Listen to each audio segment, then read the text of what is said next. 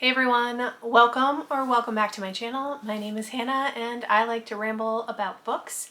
Today's video is going to be 26 books I hope to read in the year 2026. I wasn't sure if I was going to do this video because I was like, how am I going to come up with 26 books that I want to read in the upcoming year? But once I sat down and looked at a couple new releases and then just looked at my physical TBR, I flew through this list and honestly, I could have put more on here. So let's just jump right in. I have my list on my iPad, so if you see me looking down, it's just me referencing that. But first up on the list is Hollow by the Twisted Sisters, aka Caroline Peckham and Susan Valenti. These are the authors of the Zodiac Academy universe, and this is their latest release and newest story. Like, this is not related to Zodiac Academy, like it's still Fae and stuff like that, but this is a completely new story. I have already heard very good things about this book from people who usually love them, and I usually love them, so I'm probably gonna love this. So my expectations are pretty high. Also, I'm pretty sure book 2 comes out this year. Yeah, it's called Lightwing and it's gonna be released in June. So if I can get it right before then I can just jump right into the second one too. Next up on the list is the Darkmoor Penitentiary series. I'm hoping to at least start this, but I'm honestly hoping to finish it in the next year. So it's 4 books. This is also by the Twisted Sisters. This one is in the Zodiac Academy universe, so we are following similar characters that we've met before, just focusing on a different storyline than the main story. So I finished Ruthless Boys recently, so that's my next series in that universe. And then I'm mostly caught up except for Never Keep an Echo Fort. Those will be the only other books I have to read in that universe until they come out with the 3rd one. Book number 3 is Alchemized by Sen-Lin Yu. I really do want to read this.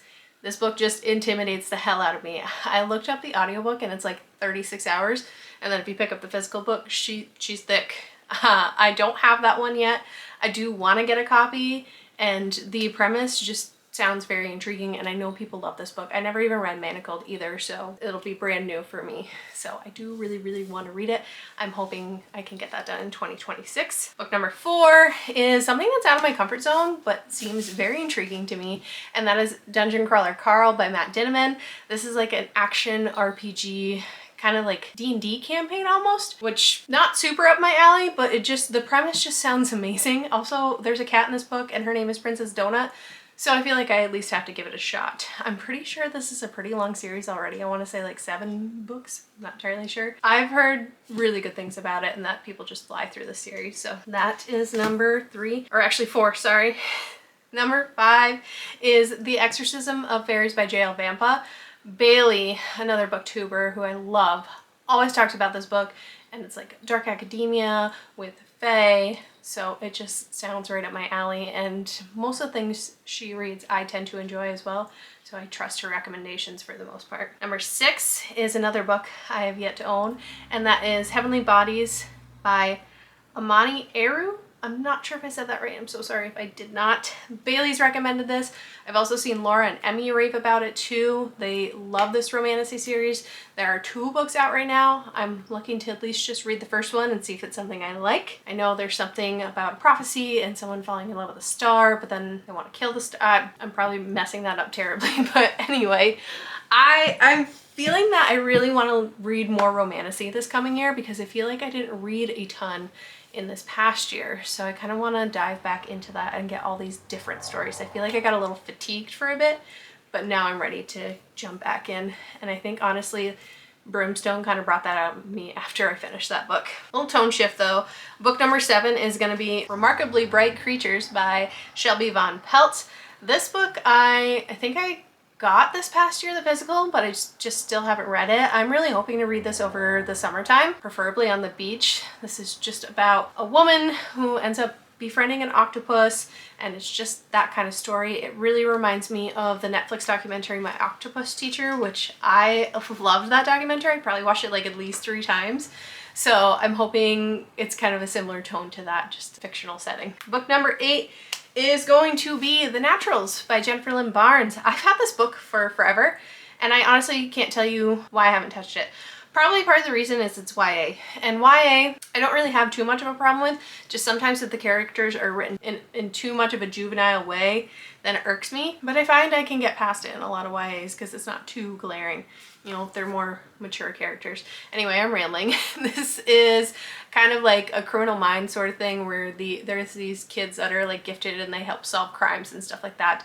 This is the first book in a series. If I like it, hopefully I'll continue it, but it's been on my shelf too long and I need to read it. Number 9 is going to be A Dawn of Onyx by Kate Golden. This is actually a completed romantasy trilogy. There's dragons in it and that's really all I need to know. I have the entire trilogy. These covers are stunning. I got the whole trilogy in this style from Probably Smut. I've heard decent things about it. I feel like I haven't heard a ton of talk about this trilogy, but when I do hear people talk about it, they generally like it or love it.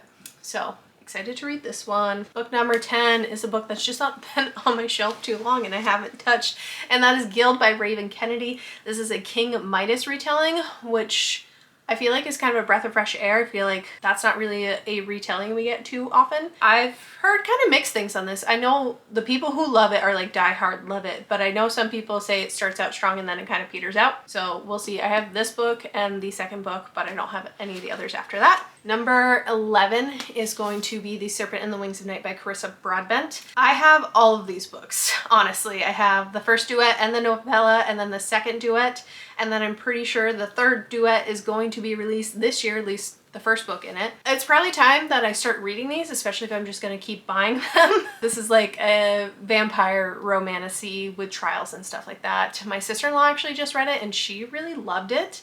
She is kind of picky when it comes to books, and she's not afraid to bash something if she doesn't like it, and she said she enjoyed this one, so that gives me hope because my standards are honestly lower than hers when it comes to reading. Book number 12 is a book I don't have, and that's What Feasts at Night by T. Kingfisher.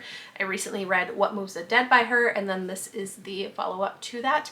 I'm interested to see if these are interconnected standalones or if we're following our same main character or not, because the other one kind of wrapped up smoothly, at least from what I remember. Interested, it's just like a fun, quick horror series. Number 13 is going to be A Curse Carved in Bone by Daniel L. Jensen. This is the sequel to A Fate Inked in Blood, which is a Norse-inspired mythology, Norse-inspired romantasy, and I actually really enjoyed the first one. I know there's a lot of mixed reviews out there about the first one. I feel like a lot of the people who don't like this series, just in my opinion from what I've seen, are people who just don't know about Norse mythology and don't quite understand it. I can see arguments for the story kind of lacking too in spots, but I feel like a lot of the people just say that they weren't very familiar with the lore of Norse mythology, and that's kind of where they were lost. Honestly, I don't have that problem.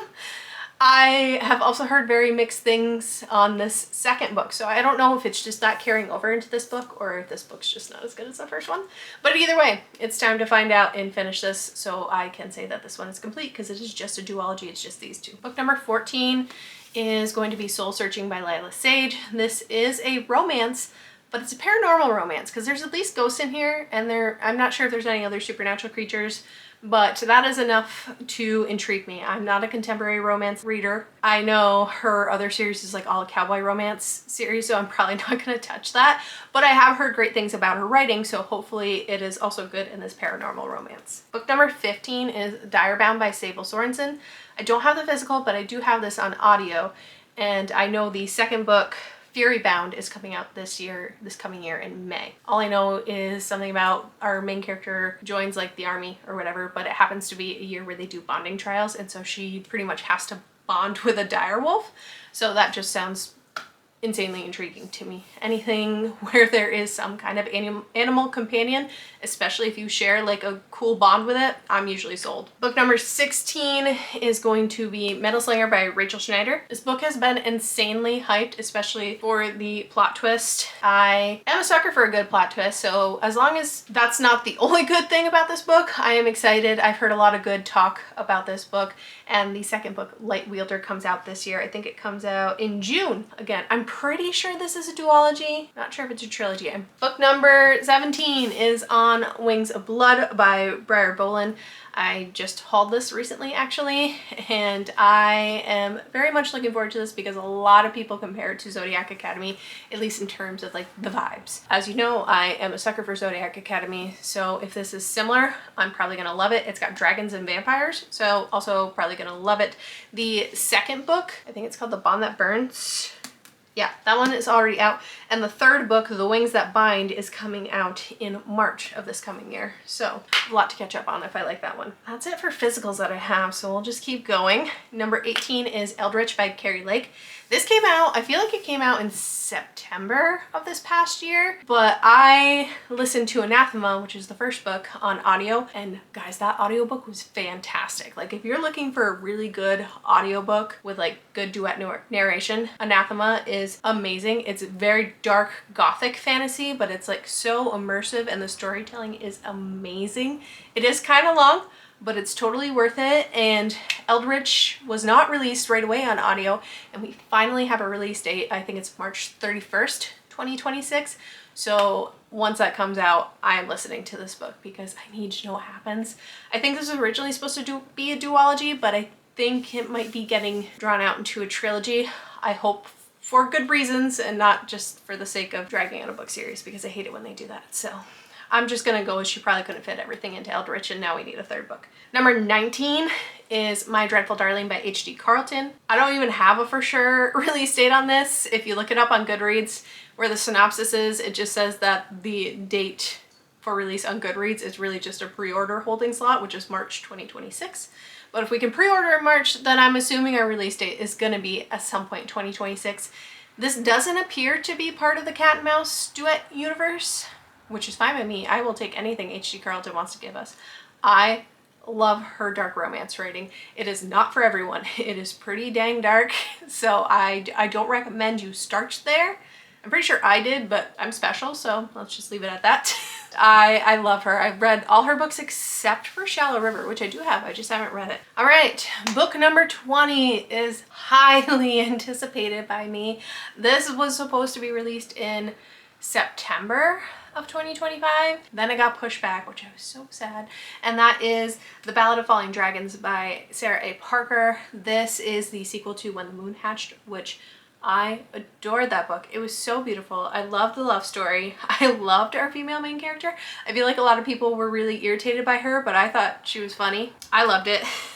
But anyway, I'm really looking forward to that. It's coming out in April 2026.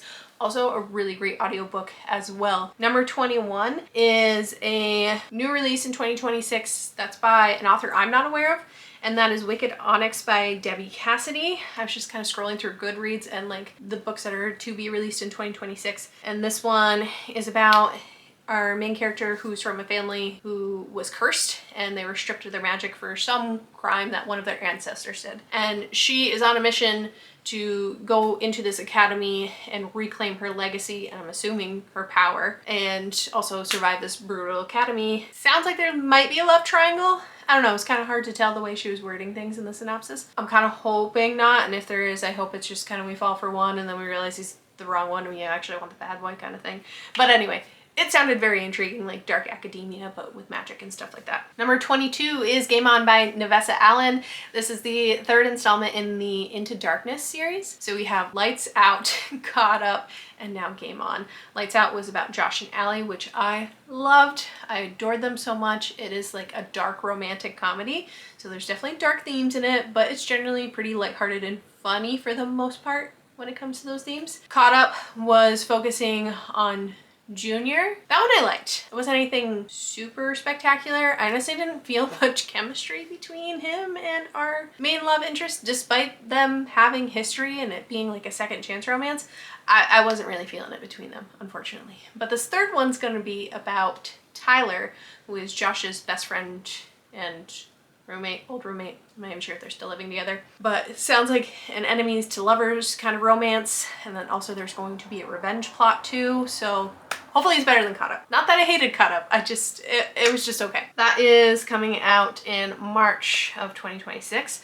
Book number 23 is Broken Dove by Danny Francis. This is the follow-up to Silver Elite, which is a dystopian fiction novel, and I really did enjoy it for the most part. I found it pretty predictable at times, but I still had fun, so that's all that mattered. That is coming out in May of 2026. Number 24 is Harvest Season by Bryn Weaver.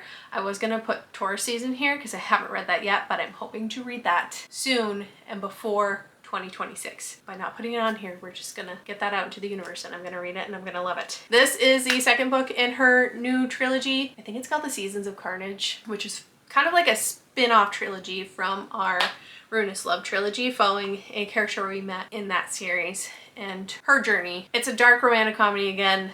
There's serial killers and stuff like that, so if that's not up your alley, I would not recommend it. If you did not like Butcher and Blackbird or any of those books, don't touch this. If you loved it like me, this is probably going to be for you. But Harvest Season comes out in June. I love Bryn's writing. Her humor is like dark and twisted, but it's really funny, so I enjoy it. Number 25 is going to be The Arachnid by Ivy Ophelia. I feel like I read The Poisoner forever ago. At least it felt like forever ago. And it ended on this major cliffhanger, and I don't even think we had a release date or even a name for this follow-up book. So it's like, well, what the fuck am I going to do now? But we finally have it. It is coming out in April of this year. This was a dark fantasy romance set in like Victorian England era. She's a woman who would use her knowledge of herbs to help women out and poison their husbands if they were bad.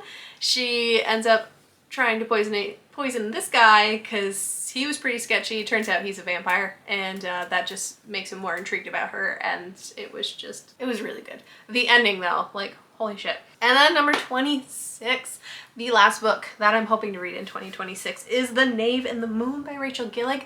This is the follow-up to The Night and the Moth, which I adored.